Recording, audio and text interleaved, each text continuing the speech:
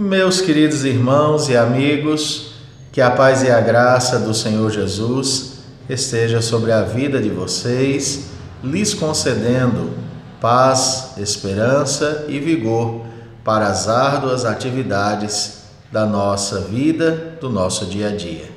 É um prazer mais uma vez poder compartilhar com você e com os seus a palavra de Deus. Para a nossa meditação de hoje, eu gostaria de falar acerca do tema, o Deus das tempestades. O Deus das tempestades. O texto que eu quero tomar como base é Jonas capítulo 1, versículo 4. Mas o Senhor lançou sobre o mar um forte vento e fez-se no mar uma grande tempestade e o navio estava a ponto de se despedaçar. Queridos, muitos de vocês já conhecem a história de Jonas.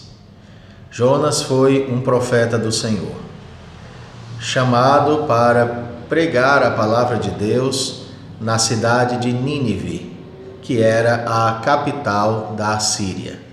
Jonas deveria advertir os ninivitas de que, se eles não se arrependessem, o Senhor destruiria a cidade de Nínive. Acontece que os assírios eram um povo bastante cruel e bastante guerreiro e forte. Nenhum exército na época se comparava ao exército assírio. E eles tratavam os seus inimigos com um forte requinte de crueldade.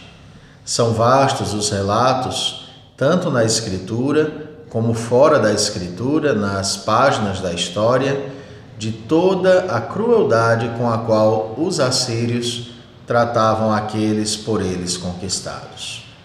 Jonas, apesar de ser um profeta do Senhor, ele tinha forte rejeição a pregar a palavra de Deus para o Império Assírio. Jonas temia que o medo do juízo recaísse sobre eles e eles viessem a se arrepender e, em se arrependendo, não receberem as justas punições por causa dos seus erros. Porque o nosso Deus, queridos, Ele é misericordioso com aqueles que de fato se arrependem dos seus pecados. Quando Jonas recebe o chamado de Deus para pregar o Evangelho em Nínive, ele se dispõe, mas para Tarsis, para fugir da presença do Senhor. Ele encontra um navio, ele paga a passagem e ele vai para Tarsis. Acontece, queridos, que o nosso Deus é misericordioso, gracioso e assaz benigno. O nosso Deus não nos deixa na teimosia e no erro do nosso próprio coração.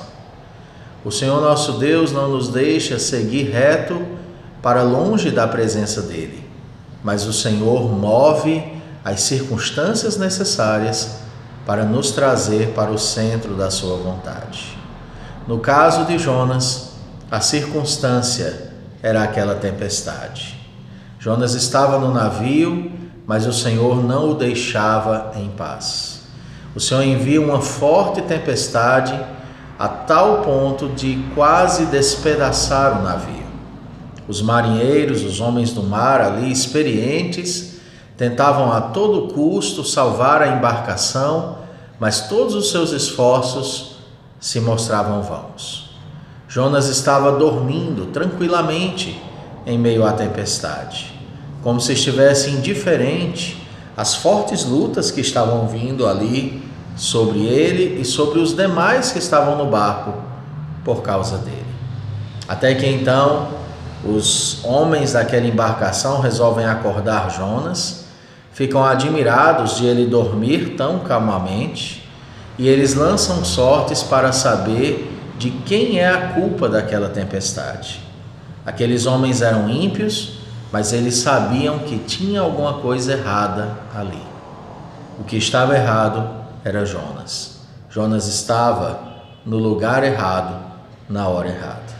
Então Jonas, quando é tirada as sortes, a sorte recai sobre Jonas e Jonas revela que toda aquela tempestade era por causa dele, porque ele estava em desobediência a Deus, porque ele estava indo para longe de Deus, porque ele não estava cumprindo a vontade de Deus.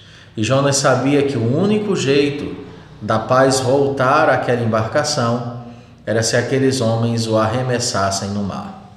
Os homens foram resistentes a essa ideia, mas a tempestade ia se tornando cada vez mais forte. Quando estamos longe da presença de Deus, é comum Deus mandar provas sobre nós. E essas provas muitas vezes se intensificam para nos revelarem que alguma coisa não está bem conosco, para nos levarem a um arrependimento, para transformarem a nossa desobediência em obediência. Quando os homens lançam Jonas ao mar, a calmaria se estabelece e tudo se torna em paz. Quando nós somos acometidos de um genuíno arrependimento e um desejo de mudança e de servir a Deus, onde as tempestades estão rugindo com toda a sua bravura, se estabelece a paz. Quando Jonas é arremessado, Deus não o desampara. Provê um grande peixe que engole Jonas, o conduz até a cidade de Nínive. No ventre daquele peixe, Jonas se arrepende de todo o mal que ele havia feito em desobedecer a palavra de Deus. Deus o deposita na praia de Nínive e ali Jonas inicia a pregação da sua mensagem.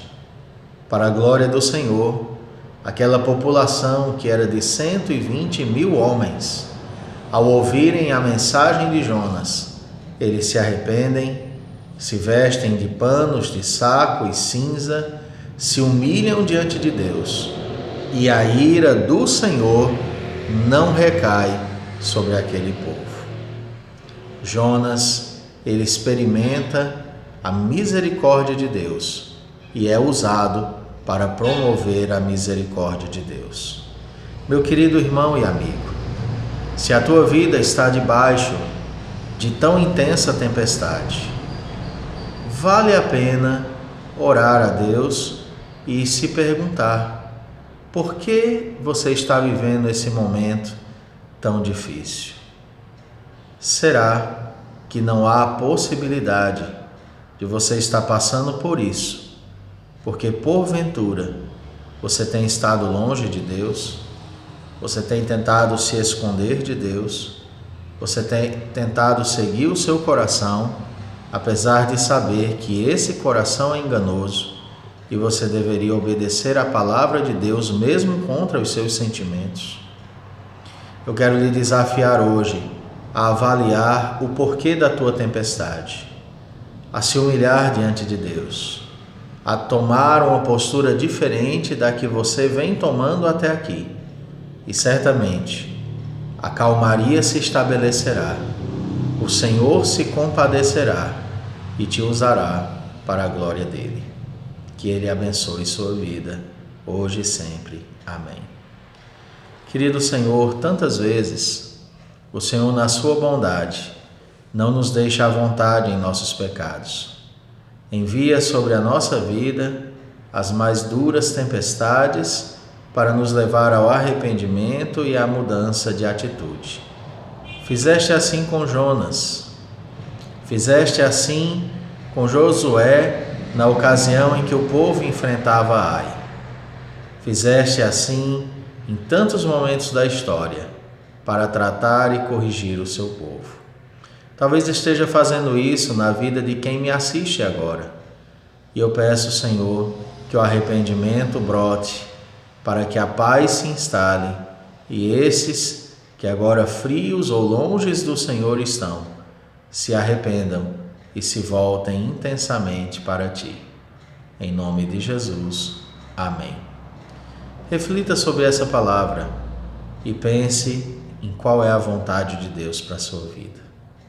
O que Ele tem te dito para fazer e o que você tem resolvido fazer. Em nome de Jesus.